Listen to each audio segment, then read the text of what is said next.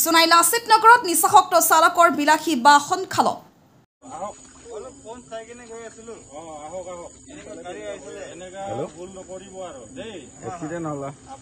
বহুত লাখী মানুহ হয় বহুত ভাগ্যৱান মানুহ হয় আপোনাক ধন্যবাদ জনাইছো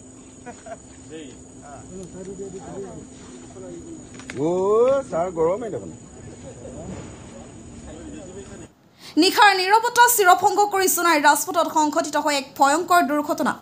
মঙলবাৰ নিশা জোনাই লাচিত নগৰত এক বিলাসী বাহনে নিয়ন্ত্ৰণ হেৰুৱাই খালত সোমাই পৰে গোলাপী ৰাগিত মগন হৈ গাড়ীখনত বেছি গতিত আহি নিয়ন্ত্ৰণ হেৰুৱাই খালত বাগৰি পৰে গাড়ীখনৰ চালকজনৰ অৱস্থা সন্দেহজনক হৈ উঠিছে ঘটনাৰ সময়ত তেওঁ গোলাপী পানীৰ ৰাগিত মগন হৈ আছিল বুলি ৰাইজৰ সন্দেহ এই ৰোমান্টিক চালকজন অৰুণাচল প্ৰদেশৰ বুলি সন্দেহ দুৰ্ঘটনাৰ পাছতে স্থানীয় ৰাইজৰ সহযোগত আৰক্ষীয়ে চালকজনক উদ্ধাৰ কৰি জোনাই আৰক্ষী থানালৈ লৈ যায় বৰ্তমান তেওঁ আৰক্ষীৰ জিম্মাত বিশেষ আলহী হৈ আছে আৰক্ষীয়ে ইতিমধ্যে ঘটনাৰ তদন্ত আৰম্ভ কৰিছে স্থানীয় ৰাইজে নিশাৰ সময়ত এনে অবিহিত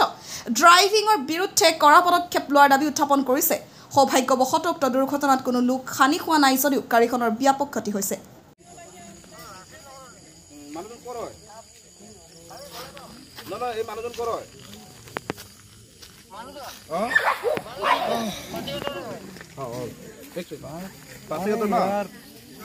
ঠিক আছে এক্সিডেণ্ট হৈছে মানে ইয়াত সেইটো কাৰণে মানুহবিলাকে বচাব আহিছিলোঁ যিমান কি হ'লেও মিডিয়া আহিছে পুলিচ আহিছে তো অলপ সোধপোছ কৰিছে ঠিক আছে হ'ব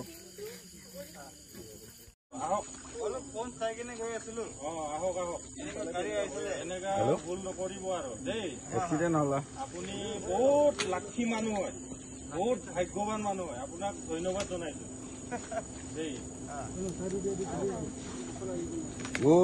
ছাৰ গৰমেই দেখোন মাছ চাছ নধৰিব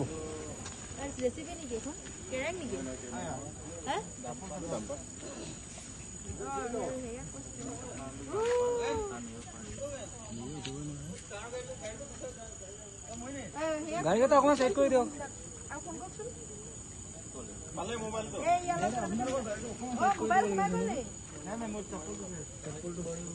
চপলযোৰ বাদ দিয়ক চপল বাদ দিয়ক পাৰিলে কিনি ল'ব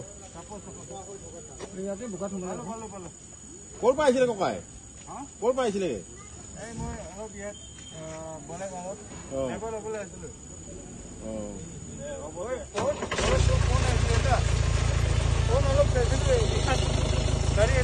কিবা ট্ৰেজেডি হৈছে নেকি